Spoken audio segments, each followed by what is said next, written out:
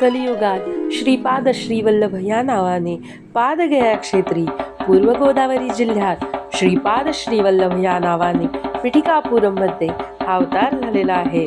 अपलराज शर्मा आणि सुमती महाराणी यांच्या पोटी या दिव्य बालकाने जन्म घेतला आणि या देशाला धर्ममार्गाचा कर्ममार्गाचा अर्थ बोध केला. तेच भगवान दत्तात्रेय श्रीपाद श्रीवल्लभ त्यांची जन्मभूमी आज आपण पाहणार आहोत आणि हा ब्लॉग तुम्ही असाच शेवटपर्यंत पाहत राहा, कारण याबद्दल मी खूप काही दाखवणार आहे. Shri Gurudev Datta. Shri Swami Samarth. Shri Gurudev Datta. Good morning all of you.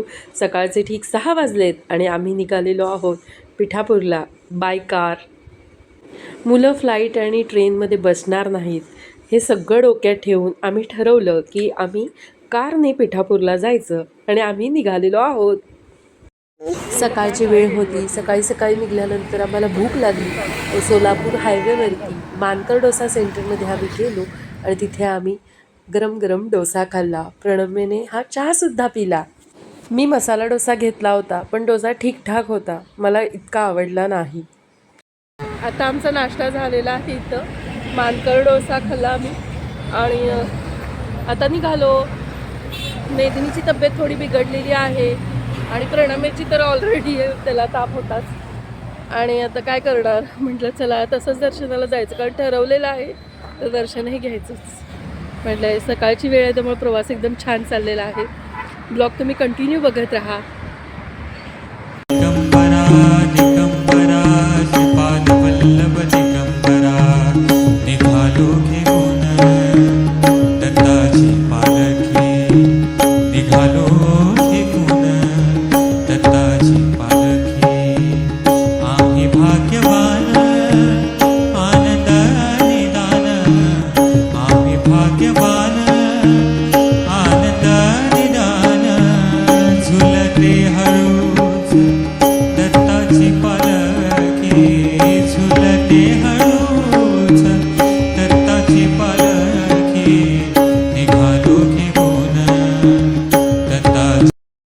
की कलियुगातल्या सगळ्यात पहिल्या प्रथम अवताराकडं म्हणजे दत्त महाराजांच्या प्रथम अवताराकडे आपण चाललेलो आहे, श्रीपाद श्रीवल्लभांचा.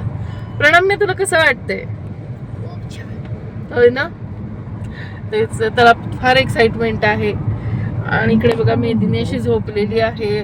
मी पण खूप झोप काढली. गुंगी काही संपतच नव्हती माझी. प्रवास सुरू आहे आमचा आणि एक वेगळाच आनंद आणि एक वेगळीच अनुभूती मिळते की हे खूप वर्षापासूनची इच्छा होती ती आता पूर्ण होत. गाणगापूर येथे भीमा अमरजा संगमावरती ही श्रीपाद श्रीवल्लभांची मूर्ती आम्ही घेतली होती. आणि पहा ना काय आश्चर्य, आज महाराज आम्हाला पिठापूरला घेऊन चालले तसं वाटत आहे.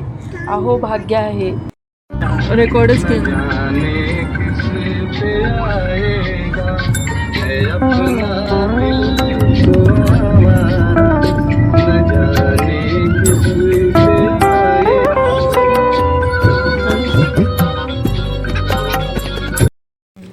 हा मी वाटेत प्रवासासाठी होममेड फराळ बनवून घेतला होता.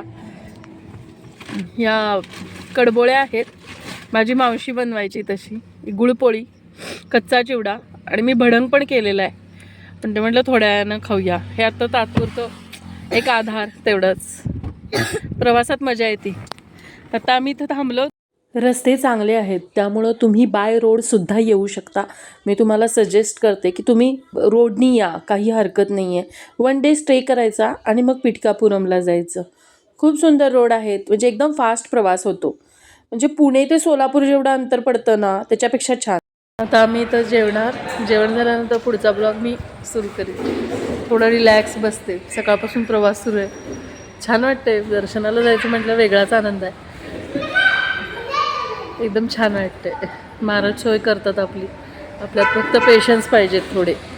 म्हणजे कारण मिक्स हॉटेलमध्ये आम्ही कधीच जात नाही. आणि प्युअर व्हेज हॉटेल कसं मिळणार, कारण सिटी सगळी आत राहते. तर हुमणाबाद सिटी आत राहिली आणि आम्ही बाहेरनं हायवेवरनं गेलो. आता प्रश्न होता की कसं करायचं. नाहीतर मग जे खायला घेऊन आलो तेच खाणार होतो, पण मुलांसाठी थोडं हवं होतं. पण इथं मिळालं हॉटेल, त्यामुळं चांगली गोष्ट आहे. आणि रस्ते तर एकदम छान आहेत. हायवे फार छान आहे यांचा. आवडला आम्हाला हायवे. प्रवास सुखकर होतोय त्यामुळं. तुम्ही कधी हुमणाबादवरनं हैदराबादला जात असाल तर या हॉटेलला नक्की भेट द्या. हायवेलाच आहे. खूप छान हॉटेल आहे, एकदम मस्त. जेवण पण टेस्टी आणि हॉटेल पण मस्त आहे. गायवासरू बघून फार छान वाटलं. हे एक बेस्ट हॉटेल आहे, तुम्हीही नक्की या. आपल्या आचरणासोबत आपला आहारसुद्धा सात्विक असावा लागतो, तरच तुमचे विचार चांगले होतात. मला तर सगळं स्वप्नवतच वाटत होतं, कारण आजवर मी ज्या गावांची नावं पुस्तकांमध्ये, ग्रंथांमध्ये, पोथीमध्ये वाचली होती, त्या गावालाच प्रत्यक्ष जाण्याचं भाग्य लाभत होतं. त्यामुळे सगळं अनोखंच वाटत होतं आणि मनावर एक दडपण पण होतं, की दर्शन कसं होईल आणि ते सुखकर होणार आहे. आम्ही हैदराबादच्या इथे लवकर पोहोचलो, त्यामुळे आम्ही असा निर्णय घेतला की आता हैदराबादमध्ये राहायचं नाही, आता पुढे जायचं राहायचं. मग त्यामुळे आता आम्ही विजयवाड्याला चाललो आहे. त्यामुळं हैदराबादमध्ये आज सिटीत आम्ही गेलेलो नाही आहे आणि विजयवाड्यालाच टर्न घेतलेला आहे. मेदिनीला थोडी सर्दी आणि कणकण झाल्यामुळे ती एकदम सुकलेली आहे. मी औषध घातलंय तिला, आता तिला बरं वाटतंय. हो ना मेदिनी? मेदिनी तू कुठे चालली? श्रीपाद श्रीवल्लभांच्या दर्शनाला ना.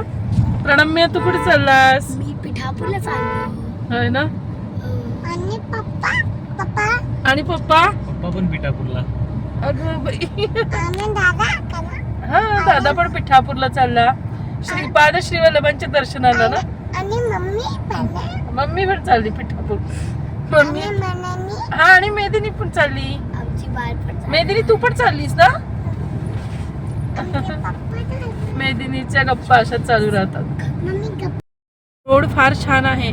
बाय रोड तुम्ही येऊ शकता. आपल्याला पहिल्यांदा वाटतं की कसं यावं, प्रवास खूप मोठा आहे, पण रोड अतिशय चांगला आहे. त्यामुळे बाय रोड यायला खूप छान आहे, काही हरकत नाही यायला. हे बघा, फक्त एकच गोष्ट इथं मला जाणवली की पुण्या मुंबईला कसं जे आपल्या कोल्हापूर हायवेला वगैरे हॉटेल्स वगैरे भरपूर आहे तिकडं, त्या प्रमाणात तेवढ्या हॉटेल्स हायवेला नाही आहेत आणि असतील तर असे मिक्स हॉटेल आहेत. मग प्युअर व्हेज लोकांचं थोडंसं अवघड होतं, पण काय हरकत नाही, तेवढं म्हणजे ॲडजस्ट करतो आपण, कारण काय आपण खायला प्यायला घेऊन आलेलो असतो ना, त्यामुळे ठीक आहे. पण आम्हाला छान हॉटेल मिळालं, तिथलं जेवण पण मस्त होतं. त्यामुळे काय श्रीपादांनी आमची तेवढी खूप काळजी घेतली, त्यामुळे काय तिथे काही टेन्शन राहिलं नाही.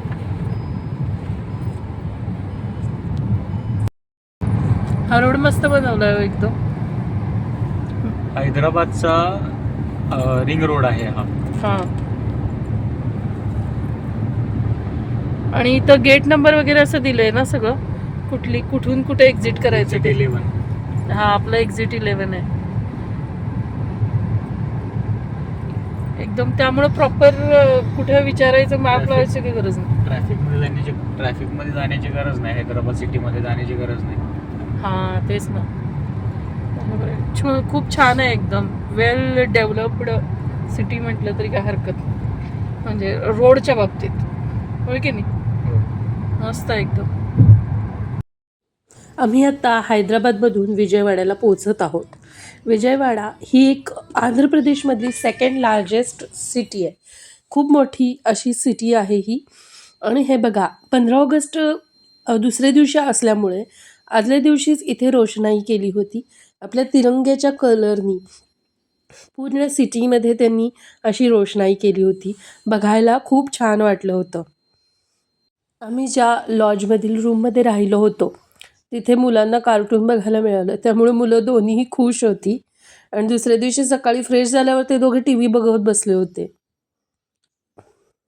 श्रीपाद राज्यम शरणम प्रपदे. गुड मॉर्निंग सगळ्यांना. आजची सकाळ झालेली आहे विजयवाड्यामधली. रात्री खूप छान झोप झाली. एरवी बघा की म्हणजे साधं तिथल्या तिथं तळेगावला गेलं, चिंचवडला गेलं तरी कंटाळा येतो, पण काल आम्ही तळेगावपासून ते विजयवाड्यापर्यंतचा प्रवास केला आणि काही दमणूक थकणूक झाली नाही, कारण महाराजांच्या भेटीला जायचं होतं, महाराजांच्या दर्शनाला जायचं होतं. ती ओढ होती अंतर्मनातली, तसंच त्यामुळे ते एक वेगळंच हे होतं. आणि आता तो क्षण आला की महाराजांच्या अगदी जवळ जायचा, म्हणजे खूप एक्सायटेड आहे. आणि शिवाय असं एक काय मग हुरहुर लागली मनाला की कधी जाते आणि कधी दर्शन घेते असं झालं. सगळ्या भावना अशा एका लेवलला आलेल्या आहेत की उत्सुकता आहे फार मोठी. तर बघत राहा आपण ब्लॉग कसा वाटला ते नक्की सांगा. श्रीपादराजं शरणं प्रपद्ये. जाता जाता आपण श्रीपाद श्रीवल्लभांची जन्मकथा ऐकणार आहोत. महालय श्राद्धाचा दिवस होता. अप्पलराजू शर्मा आणि सुमती महाराणी यांच्या घरी महालयाचा साठी ब्राह्मण भोजनासाठी येणार होते. ब्राह्मण भोजनापूर्वीच एक अतिथी दारात आले. साधुरूपात आलेल्या अतिथीला आपण परत कसं पाठवायचं हा प्रश्न मनात पडलेला असताना सुमती महाराणींनी ब्राह्मण भोजन होण्यापूर्वीच साधूला भिक्षा घातली. त्यामुळे ते साधू रूपातील ब्राह्मण अत्यंत खुश झाले. साक्षात दत्त महाराज होते ते. ते म्हणाले की माते, तुझ्या मनात इच्छा आहे तरी काय? तेव्हा ती म्हणाली, तुम्ही मला माता म्हणाला आहे तर पुत्र रूपानं तुम्ही माझ्या घरी जन्म घ्या. तेव्हा ते तथास्तु म्हणाले आणि हास्याचा गडगडाट झाला. आणि पुढे श्रीपाद श्रीवल्लभांचा अवतार झालेला आहे. संयोग ज्योतीनं हा अवतार झाला. महाराज ज्योतिरूपातच आपल्या मातेच्या उदरातून बाहेर आलेले आहेत. आता आपण पिठापूरला जात आहोत. हे गोदावरीचं नदीचं सुंदर असं मोठंच्या मोठं भलं मोठं पात्र आहे. तुम्ही तिचं मनापासून दर्शन घेऊ शकता. पूर्वी येणारी भाविक भक्त मंडळी सामलकोटमध्ये रेल्वेने उतरत होते, परंतु आता आपले मुख्यमंत्री देवेंद्रजी फडणवीस यांनी पिठापूरमध्येच रेल्वेला थांबण्याचा आदेश दिल्यामुळे आता पिठापूरपर्यंत रेल्वे येत आहे. तर तुम्ही बाय ट्रेननी येऊ शकता. फ्लाईटने यायचं असेल तर तुम्ही विशाखापट्टणम, राजमुंद्री किंवा विजयवाडा या कोणत्याही शहरामध्ये फ्लाईटने येऊ शकता आणि तेथून तुम्हाला गाडी, ऑटोने सुद्धा या स्थानाला येता येतं. अतिशय सुंदर आणि स्पिरिच्युअल असं म्हणा की जागृत स्थान आहे. इथली स्पंदनं एकदम निराळीच आहेत. म्हणजे या भागात आल्यावर जाणवतं की महाराजांनी येथे जन्म घेतला म्हणजे ही किती महापवित्र भूमी असेल. असं म्हणतात ना की पिठापूरमध्ये येण्यासाठी सुद्धा ते फार मोठं भाग्य असावं लागतं. मंदिर परिसरात आता आम्ही जात आहोत. हे श्री क्षेत्र पिठापूर आहे. इथं महाराजांनी 16 वर्ष वास्तव्य केलेलं हे परम पावन असं स्थान आहे. या स्थानाला येणं म्हणजे माझ्यासाठी फार फार फार मोठी इच्छा तर होतीच. आनंदाची, उत्सुकतेची, म्हणजे जगातला सगळ्यात उच्च कोटीचा आनंद कुणाला झाला असेल तर तो या क्षणात मला झालेला आहे. काय सांगू, ही भूमी, हे क्षण, ही मी माझ्यासाठी टिपलेलं आहे. आणि यातून मी एकच गोष्ट सांगते की हे व्हिडिओ मी प्रणम्यला सांगितलं होतं की प्रणम्य तू कर, कारण ही भूमी मला डोळ्यांनी बघायची होती. आणि हे सगळे व्हिडिओ प्रणम्यने केलेले आहेत. अगदी ठराविक जे समोरून व्हिडिओ केलेत ते मी केलेले आहेत. बाकी सगळे व्हिडिओ प्रणम्यने केलेले आहेत. कारण मला ही भूमी, ही स्पंदनं हे डोळ्यांनी असं इतकं माझ्या हृदयात साठवून घ्यायचं होतं की काय सांगू. तुम्ही म्हणाल की केवढं बोलतीये, पण हा मी बोलतीये कारण मला महाराजांवरती माझी निष्ठा, प्रेम, श्रद्धा, पराकोटीचा भाव असा जागृत झाला होता की काय सांगू. माझे पाय जमिनीवर नव्हते, इतकं आनंद. पारायणासाठी आलेल्या भाविक भक्तमंडळींना मंदिरात अशी जागा देण्यात आलेली आहे. तिथे बसून ते पारायण करतात. मुख्य मंदिरात फोटो काढता येत नाही, त्यामुळे मी हा डिजिटल फोटो तुम्हाला देत आहे. तुम्ही सर्वांनी मनापासून याचं दर्शन घ्या आणि पिठापूर या नगरीमध्ये येऊन मनोभावे सेवा करा. श्री गुरुदेव दत्त.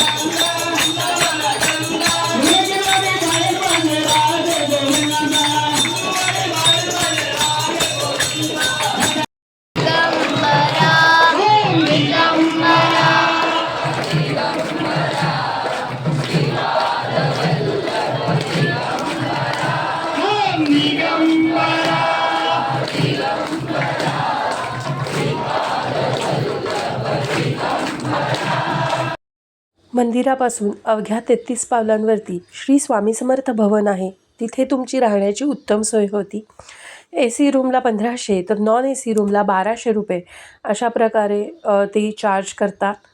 तिथे नाश्त्याची त्याच्यानंतर जेवणाची सुद्धा सोय होऊ शकते. आदल्या दिवशी तुम्हाला मात्र सांगावं लागतं, त्याप्रमाणे ते तुमची सोय करतात. रूम्स खूप छान आहेत. रूमला त्यांनी महाराजांच्या आईवडिलांची, त्यांच्या बंधू भावा बहिणींची सर्वांची अशी नावं दिलेली आहेत. खूप छान प्रकारे व्यवस्था केली. अगदी आम्हाला घरच्यासारखंच वाटलं.